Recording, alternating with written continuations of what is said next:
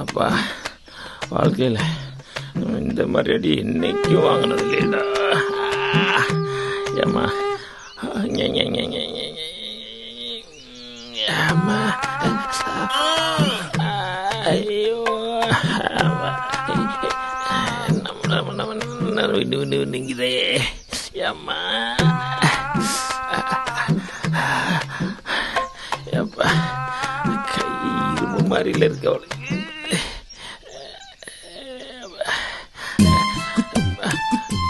பேப்பரை கூட எடுக்க முடியலடா, இப்படி வலிக்குது. ரெண்டு கை என்ன பிரயோஜனம், ஒத்த கையிலேயே வேலை பார்க்க வேண்டியதா இருக்கு. இப்படி ஆக்கிட்டாலே, தொட்டி கட்டி விட்டுட்டாலே பாவி மக.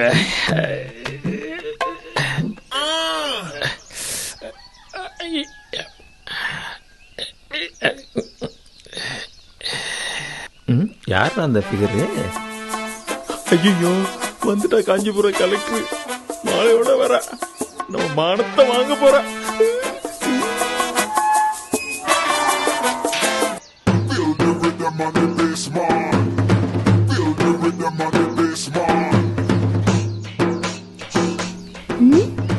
யார் இது?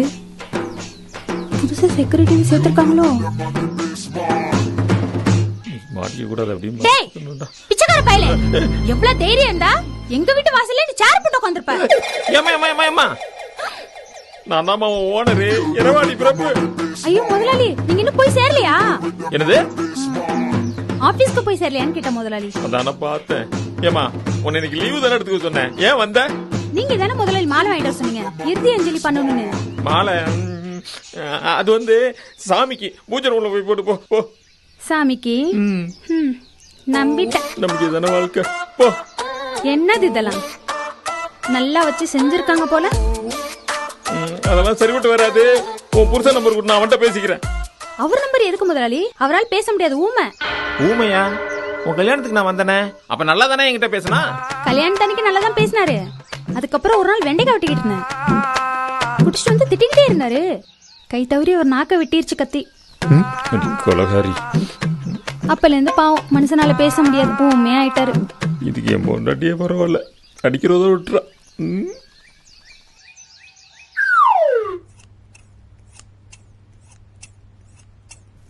என்ன மச்சி 2 மாசம் ஆளே காணா?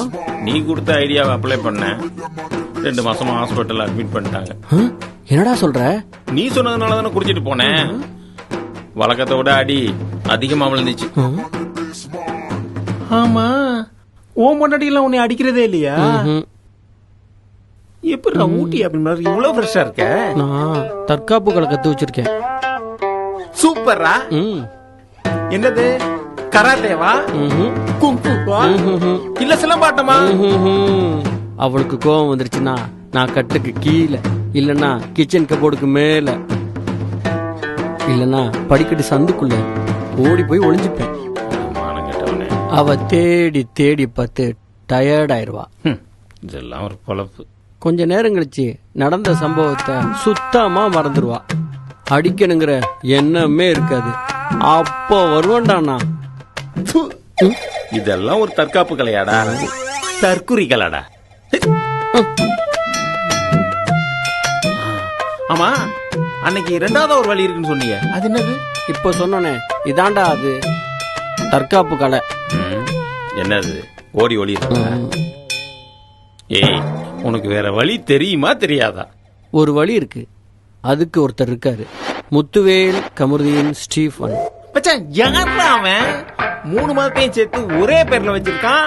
நம்மள மாதிரி பாதிக்கப்பட்டவனுக்கு அவர் தான் ஆயுர்வேதா டானிக். டானிக்கா?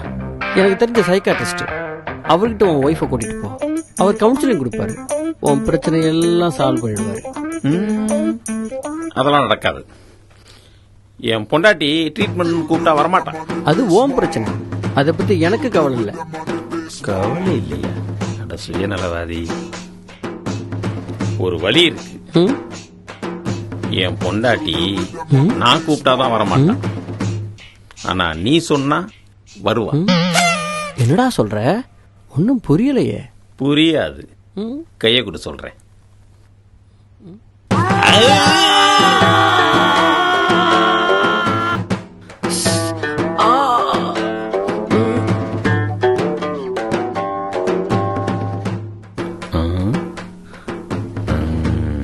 மச்சான் கரெக்டா வந்துட்டான். நான் சொன்னதெல்லாம் உனக்கு புரிஞ்சிருக்கும்னு நினைக்கிறேன். எனக்கு ஒன்றும் பிரச்சனை இல்லை. அவன் என் கையை தான் கடிச்சான். அப்பா, ஆனா நீ அவன் பக்கத்திலே படுத்திருக்க. ஒருவேளை உன் குரவலை கடிச்சிட்டான்னா? எனக்கு பயமே அதான். நீங்க சொல்றதெல்லாம் புரியுதுண்ணா. பேசாம அவரை டைவர்ஸ் பண்ணிட்டுமா? பண்ணிடலாம். ஆனா அதுக்கு முதல்ல நீ உயிரோட இருக்கணும். ஆமாமா, அன்னைக்கு நான் டேபிள் தொடச்சிட்டு இருந்தேனா, அப்போ ஐயா எதையோ பார்த்து என் பின்னாடி மெல்ல மெல்ல அடி எடுத்து வச்சு வந்தாரு. ஆனா எதை பார்த்து வந்தாருன்னா தெரியல. நான் சட்டம் திரும்பி பார்த்தனா டேபிள்ல இருந்த ஆப்பிள கடிச்சு விருத்தனமா தின்னாரு. பார்க்க எனக்கே பயமா இருந்துச்சுமா. ஐயோ, ஆனா அவர் ஆப்பிள் தின்ன வந்த மாதிரி தெரியல. நான் எத்தனையோ வீட்டுல வேலை பார்த்திருக்கேம்மா. எனக்கு மாசம் ஆனா கரெக்டா சம்பளம் கொடுக்கறது நீங்க மட்டும்தாம்மா. நீங்களும் போயிட்டீங்கன்னா என்னம்மா பண்ணுவேன்? ஏன்னா அப்படி நடந்துக்கிறாரு? அவன் மன ரீதியா ரொம்ப பாதிக்கப்பட்டிருக்கான். யாரும் அவனுக்கு ரொம்ப டார்ச்சர் கொடுத்திருக்காங்க, மன உளைச்சல் கொடுத்திருக்காங்க, அடிச்சு துன்புறுத்திருக்காங்க. இதை இப்படியே விட்டோம் வெறி ரொம்ப அதிகமாயிரும். நாம கூடிய சீக்கிரம் இதுக்கு ஏதாவது பண்ணியே ஆகணும். நம்ம கடி ஒர்க் அவுட் ஆகுது. என்னன்னா பண்றது? சாப்பாட்டுல ஏதாவது விஷம் வச்சு கருணை பண்ணிடுமா? அட கொலகாரி. ஆமாமா, நல்ல ஐடியாமா. சீக்கிரம் பண்ணிடலாம். உனக்கு என்னடி துரோகம் பண்ண? வேற என்னன்னா பண்றது? அண்ணா, காஃபில சக்கரை தான் போட்டிருக்கு, பயப்படாம எடுத்து குடிங்க. இல்லம்மா, பொதுவா நான் காஃபி எல்லாம் சாப்பிட்றது இல்ல. அப்புறம் இந்த சோத்துல விச வைக்கிற ஐடியாலாம் இருந்தா நான் இங்க வந்துட்டு போனதை யார்கிட்ட சொல்ல வேணாம். அண்ணா இருங்கண்ணா, பைத்தியத்துக்கிட்ட எங்களை விட்டுட்டு போயிடாதீங்கண்ணா. நீங்க தானே எங்களுக்கு ஏதாவது பண்ணணும்.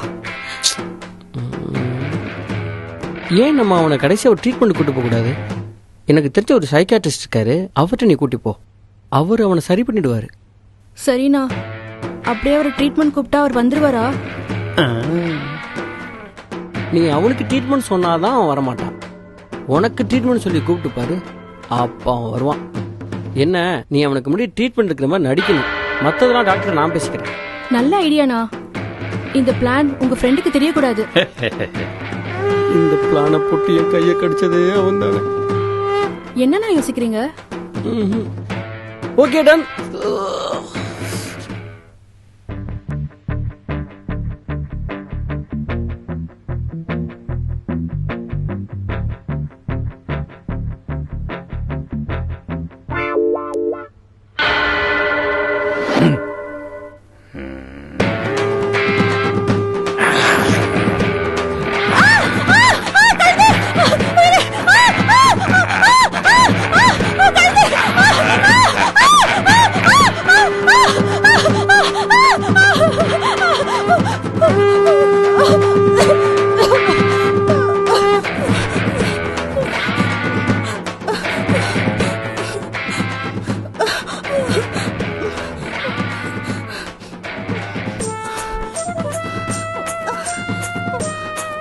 டேபிள்ல இருந்த ஆப்பிள கடிச்சு விருத்தனமா தின்னாரு.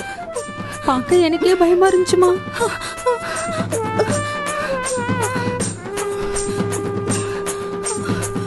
அவன் என் கையை தான் கடிச்சான். ஆனா நீ அவன் பக்கத்திலே படுத்திருக்க. ஒருவேளை உன் குரவலை கடிச்சிட்டான்னா?